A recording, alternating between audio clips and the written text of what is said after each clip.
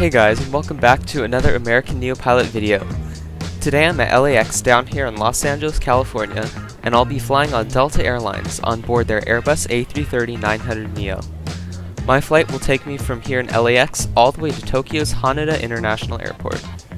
I'll be sharing my experience flying Delta today on one of their long-haul international routes and provide a rating and summary of the service at the end of the video. So join me as I make my way through the crowds at LAX to get ready for this flight.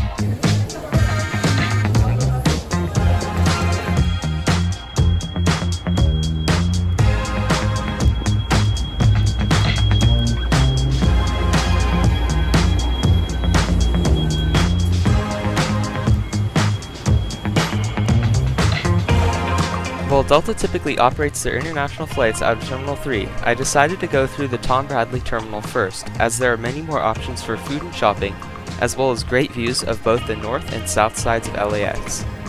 I also wanted to check out the new west gates that were recently completed in 2021.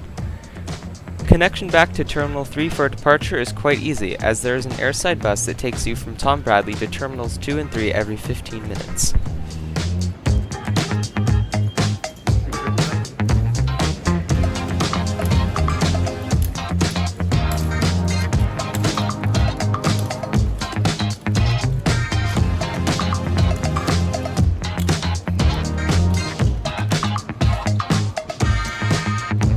In my opinion, Tom Bradley is the best of all the terminals here at LAX. It has a wide variety of shops and restaurants, as well as many large windows that offer great views of both the north and south runways.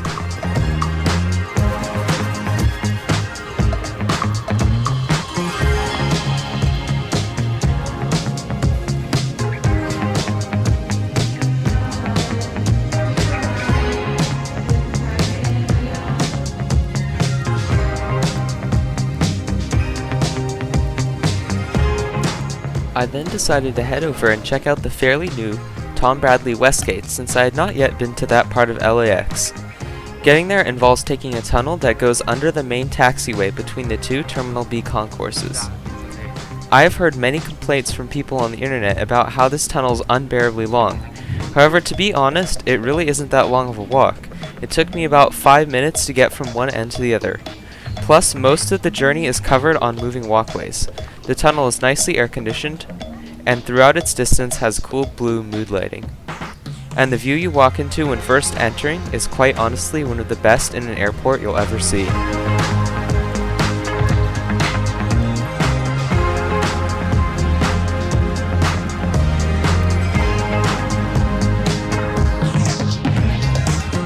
Soon enough, it was time to head back to Terminal 3 for the flight to Tokyo.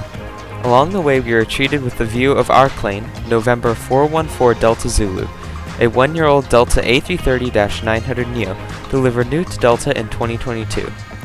We also got a pass-by of a Delta A350 going to Atlanta, which allowed us a healthy whiff of glorious jet fuel smell, and a close-up view of this Delta 737-900 getting ready to head up to Seattle.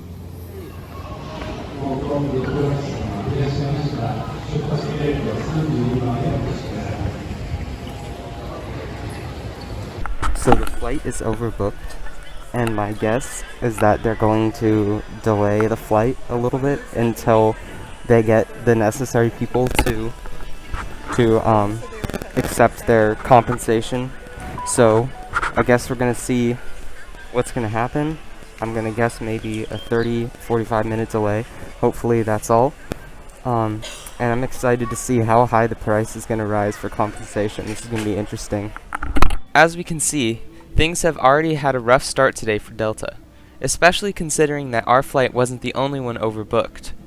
While I was walking around the terminal to kill time, I overheard that 2 other flights in the terminal were also overbooked, both a service to Puerto Vallarta and New York JFK. While ample compensation including a replacement flight, hotel, and complimentary Delta vouchers were offered, overbookings in general are a tacky move as they cause unnecessary confusion and delays, and just overall make the experience feel less seamless. I'm not an expert in aviation management, but I feel that as a major airline it should be fairly easy to prevent overbookings. Anyways, enough of my rant for now. Today I'll be on Delta Flight 7, which according to this monitor is also a SkyTeam partner flight for Vietnam Airlines. Our A330neo is parked at gate 32A of Terminal 3, which leads me to one of the other cons of flying Delta internationally out of LAX. It's the fact that Delta is using a domestic-sized terminal to board a wide-body-size, internationally bound flight. The gate area during the boarding process was chaotic to say the least, as today's plane would be at a maximum capacity, carrying everyone to Haneda. It would be much better if Delta operated out of Tom Bradley, but unfortunately we don't get that privilege. You're good. Thank you. Thank you. Yeah. Finally, after only a 30-minute delay from overbooking, it was time to board and check out what Delta long-haul economy is like on their A330-900 neo.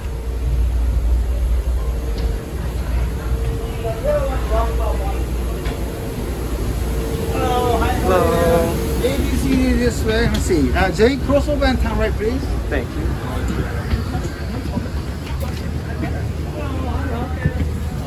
On board Delta's A330neo, there are 4 classes: Delta 1, Premium Select, Comfort Plus, and Main Cabin. Today we'll be in Main Cabin for our flight to Tokyo. Delta Main Cabin on all A330s is set up in a rather unique 2-4-2 configuration, with the A330neo having 22 rows of Main Cabin. Let's see, 46J, here we go.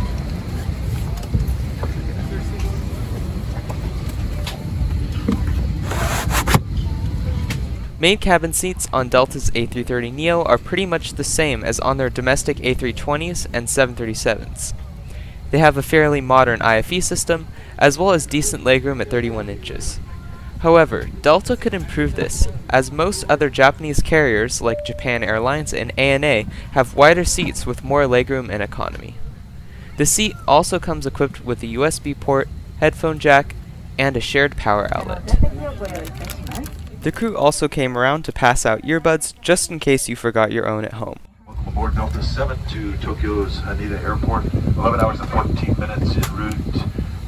We have a few cargo doors open still. As soon as they get that sorted, we'll be fully ready in the flight deck to depart. We're expecting hopefully a quick taxi. We can use the North Complex for takeoff. And we look like we should be arriving on time, assuming a timely departure out of Los Angeles. Should be a nice flight across the Northern Pacific. We're going up the coast and depart the North America just south of Portland across the Pacific. Anyway, thanks for flying with Delta today. Appreciate your business. Pretty soon, boarding was completed, and before you knew it, our engines were starting up and we began to taxi to runway 24 left for takeoff.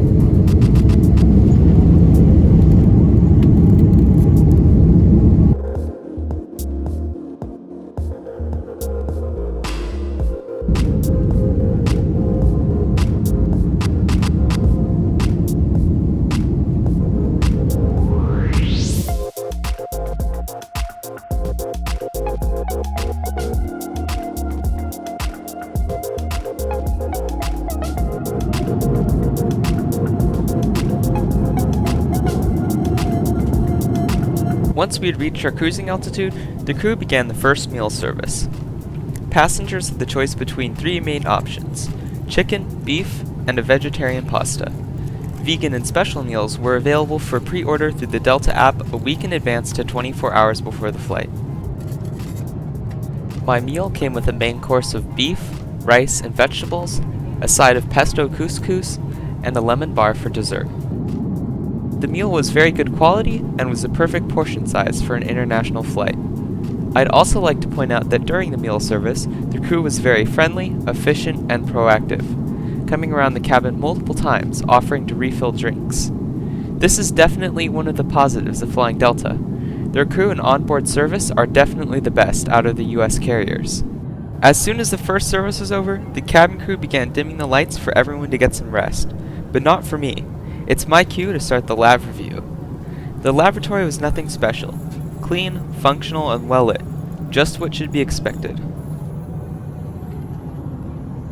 Now, after a quick look at the laboratory, it's time to get buckled in and check out the in-flight entertainment. Delta has some of the best in-flight entertainment in the US, but how does it fare on a long-haul flight? Well, it's okay. There was a decent selection of TV shows, movies, music, and a flight tracking system that is totally aimed at avgeeks.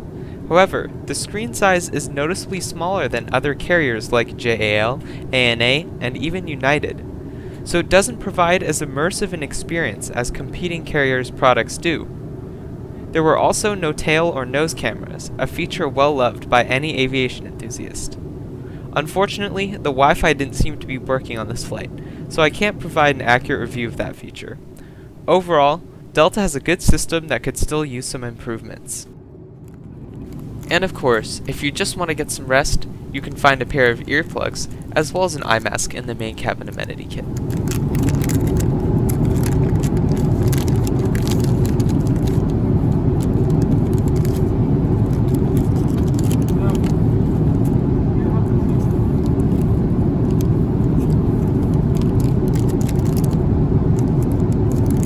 After settling in, the flight moved pretty slow. I tried to get comfortable, but I just wasn't able to get any rest. The seats are good seats, but they're designed more similarly to those on Delta's domestic cabins. And again, all of Delta's competitors offer wider seats with more pitch. I wonder how much of a difference you would feel. Hopefully I'll be able to try other long-haul carriers in the future and find out. The one thing that was repetitively good on board Delta was the service. About halfway into the flight, the crew came around with a snack. They served everyone a warm chocolate chip cookie and another drink, something that was gladly received by everyone.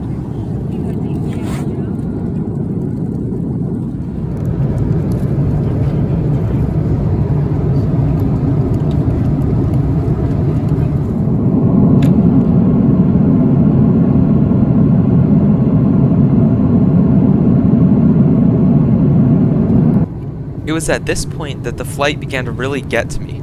I couldn't wait to land in Tokyo. My legs and back were sore, and I needed to be able to get up and walk around.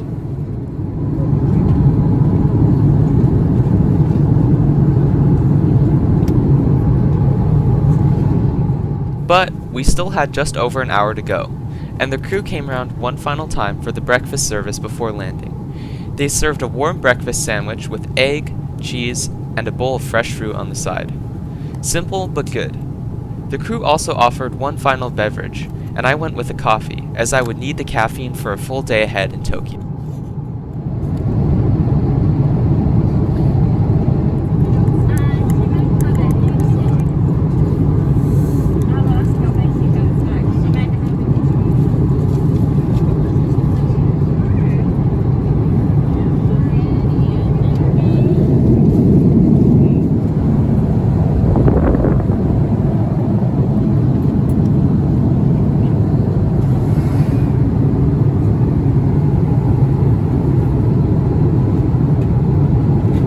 After the brief service, we finally began our long-awaited descent into Tokyo Haneda Airport. We're starting our descent into Tokyo Haneda Airport here shortly. Be landing there in about 35-40 minutes. Weather there this afternoon, they have just a few clouds. Good visibility. Temperature is 24 degrees Celsius. Appreciate your flying on Delta this afternoon. Flight attendants, prepare for arrival, please.